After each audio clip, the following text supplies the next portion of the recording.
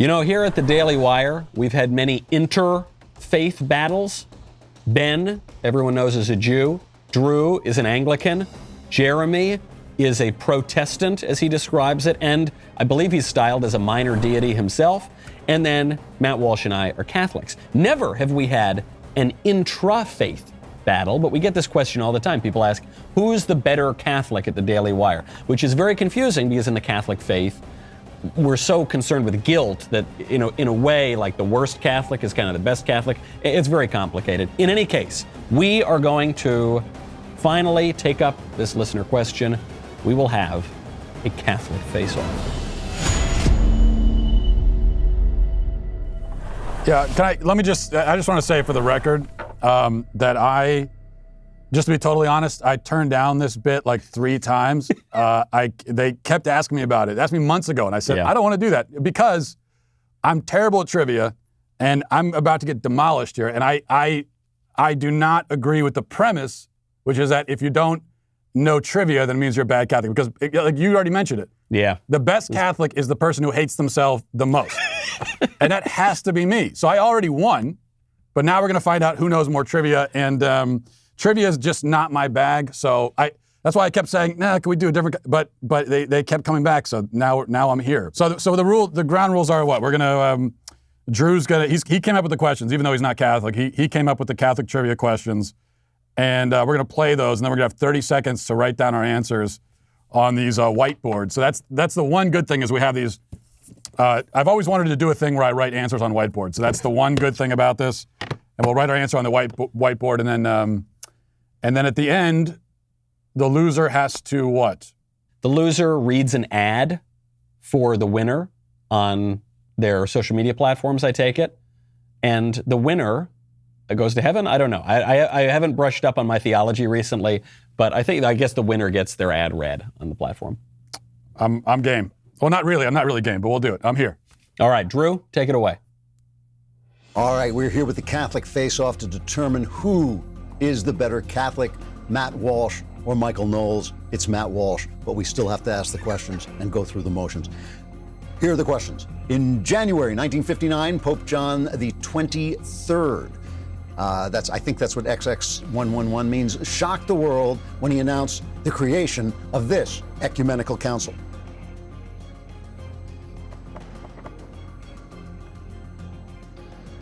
Okay, I'm ready. And the answer is Vatican II, or as Knowles calls it, the Great Transgression. Drew just knows me too well. We both hold up our answers at the same time? Okay.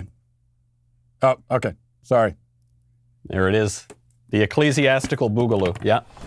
This famous Catholic, who holds 2 Academy Awards for the same film in 1996, has been quoted as saying, God is the only one who knows how many children we should have, and we should be ready to accept them. One can't decide for oneself who comes into this world and who doesn't. That decision doesn't belong to us. A Catholic with Academy Award said that. Yeah, I actually don't know who that is. I'm impressed with this person, whoever it is. Yeah. I like them. Famous Catholic with Academy Awards. I don't. How many famous Catholics are there with Academy Awards? Okay. I guess I'll go with the only one I can even think of. Yeah, I don't like my answer at all here, but also my writing is illegible, so I have that gone. Oh, Mel Gibson. I put Robert De Niro.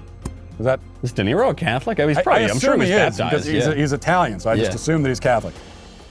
That's Mel Gibson, who forgot to mention you're only supposed to do it with one wife.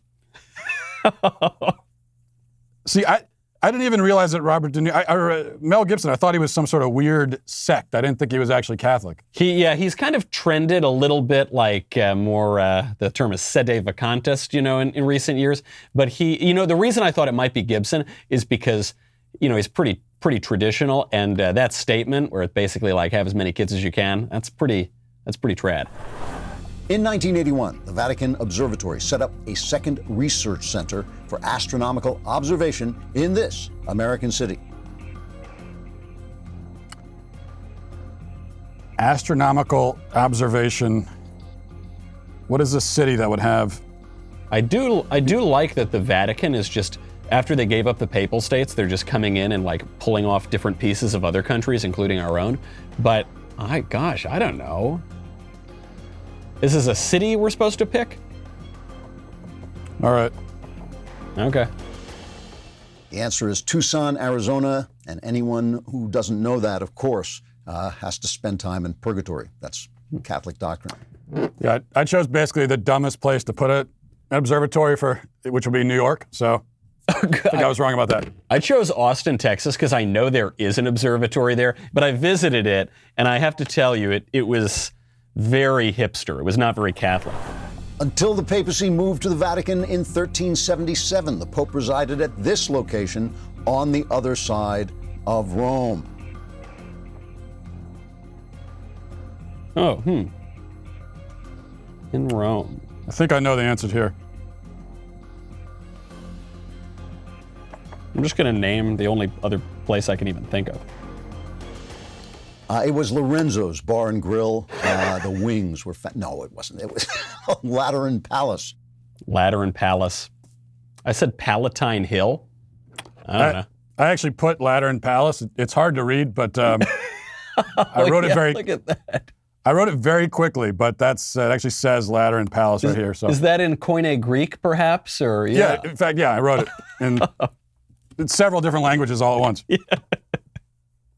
To be the Pope's bodyguard, an applicant must be Catholic, single, male, between the ages of 19 and 30, at least 5 feet, 8.5 inches tall, and a citizen of this country.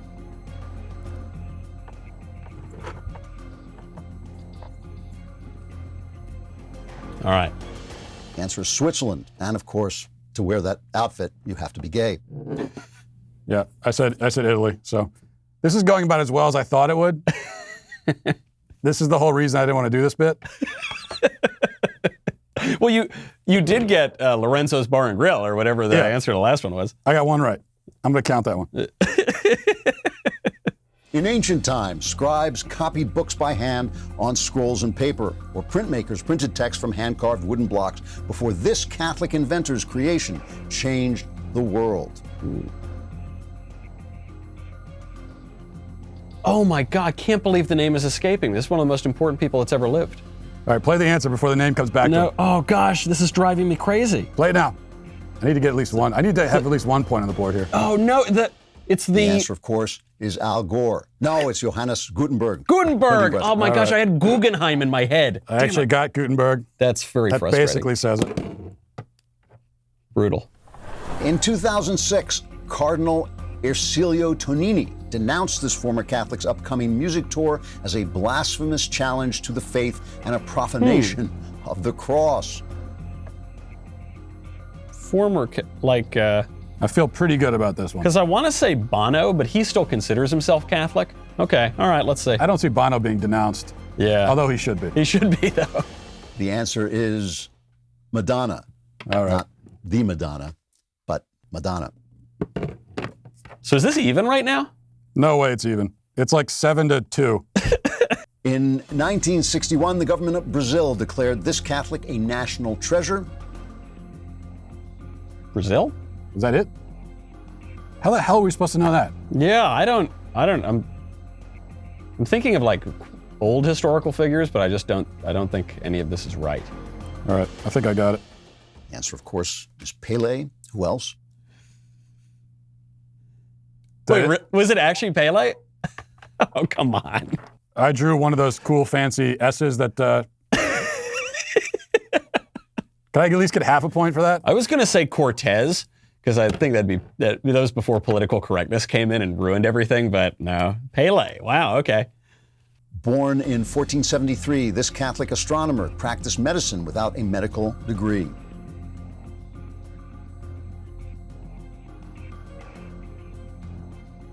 Astronomer practiced medicine. 1473. The answer is Nicholas Copernicus. Yes, okay, hold on. Nicholas Quaternicus. So I didn't finich writing it, but I did get the COP. I think it's pretty clear, unless I was talking about someone else. I want credit for that. No, we can't count. Come on. I was wrong. I had Galileo, but... You can't count. Yeah. What other COP? I'm talking about like a buddy cop movie, Mel Gibson again? Coppola was born in 1473. That's some Bush League stuff, guys. Okay, if you can prove that he went by the nickname Cop, if people just talk, hey, Cop, what's up, man? That is, I'm taking this up to the judicial authorities of this game. That's outrageous. What is the only historically black and Catholic university in the United States? What was the question? Historically black and Catholic. What is the only historically black and Catholic university in the United States? Hang on, I got a text real quick. Oh yeah, do you have a text coming in? Yeah, It's my wife's texting me about. Yeah, it's really dinner or something. Historically black and Catholic university in the United States. I don't know the name of that many. The sad thing is I'm cheating right now and I still can't find the answer. This is why I barely graduated high school. What is that?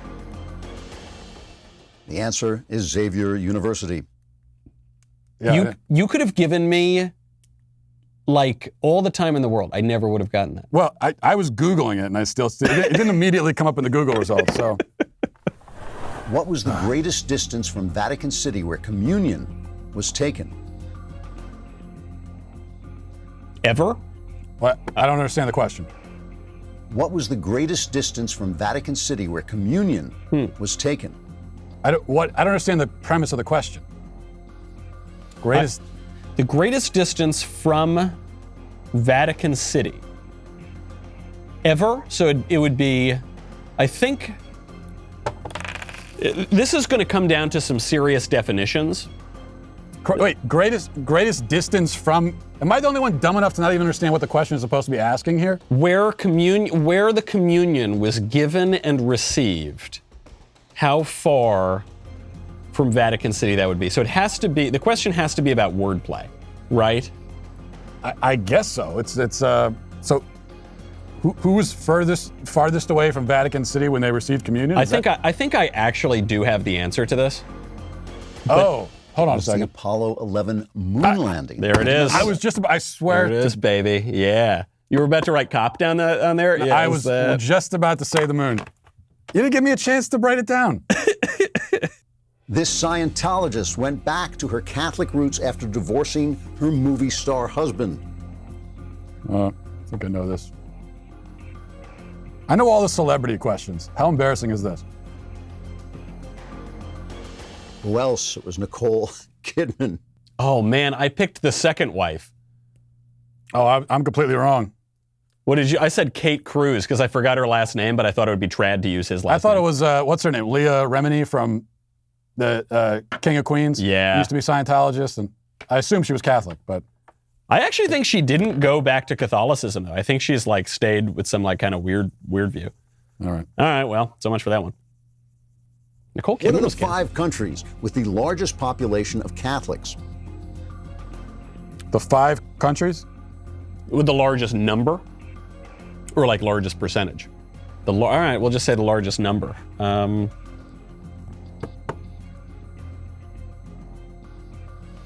Okay, Most total number? I'm done.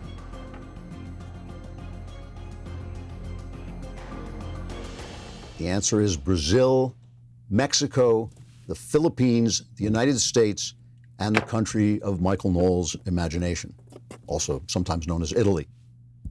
All right, I'll take 3. Yeah, I got U.S., Brazil, and what was the other one? Mexico? He said that, right? Yeah, you said Mexico. All right. All right, that one's even money. What country has the largest percentage of Catholics by population? Ugh.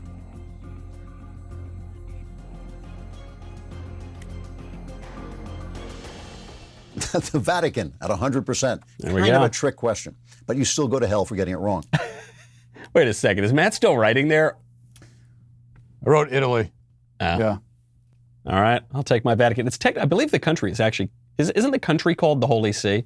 I put Vatican in parentheses just in case. Back when there was good political power, and the Holy See had the papal states, there were even more people. But I guess the percentage was probably the same. 3rd century Bishop Saint Denis is known for his beheading and consequent carrying of his own head before finally dying. What country is he the patron saint of? I like this guy, first of all. I do like him. Yeah, it reminds you that it doesn't matter how far you go, it's the first step that counts. Okay, well, I've just got one completely, just a total dartboard guess. Saint-Denis. The country is France. Oh. I guessed Syria because it sounded kind of I actually put Syria too. Did you? Yeah. That says something about our cultural perceptions, I think. How many books does the Catholic Bible include?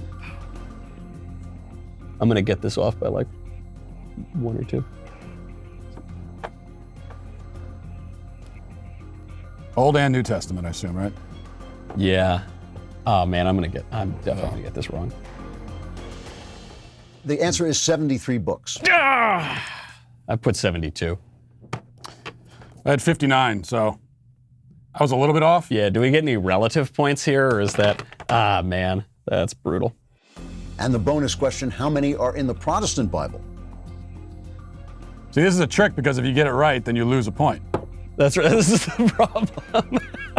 Unfortunately, I think I know this one. Huh, wait. I think I know what Matt is thinking of right now. It's 66, because we leave out the Nailed it. true ones.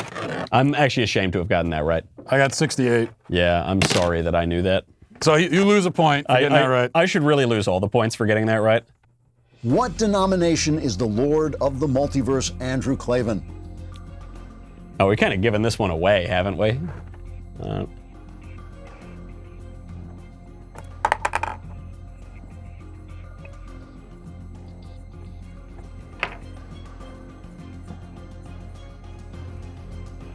I'll just leave you to answer that one on your own because it's so many different multiverses. There's so many different denominations.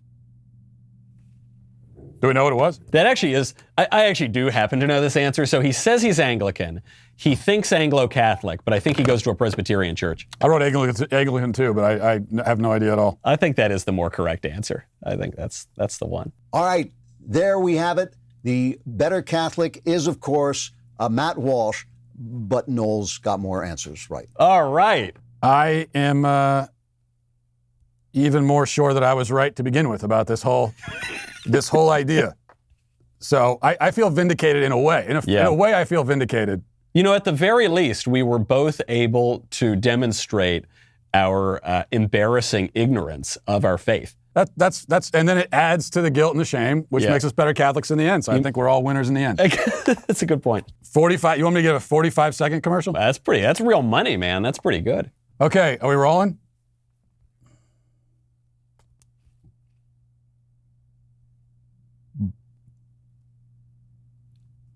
Watch the Michael Knowles show. It's a great show. There are many things about it that you might enjoy if you were to watch it. If you were to watch it, or even say, listen to it. We could watch and listen to it. Sometimes there are some who would watch and then listen to it. Listen and then watch it. Both at the same time. This is the Michael Knowles show. This is a great show. And I would just recommend really watching. There you go. I feel like I really nailed that. Thank you very much. I appreciate it. You're welcome. Yeah, absolutely. Anytime. Make sure, by the way, that everyone out there in the internet's lands sends in your next thoughts for the next highly contentious, serious, high-stakes face-off.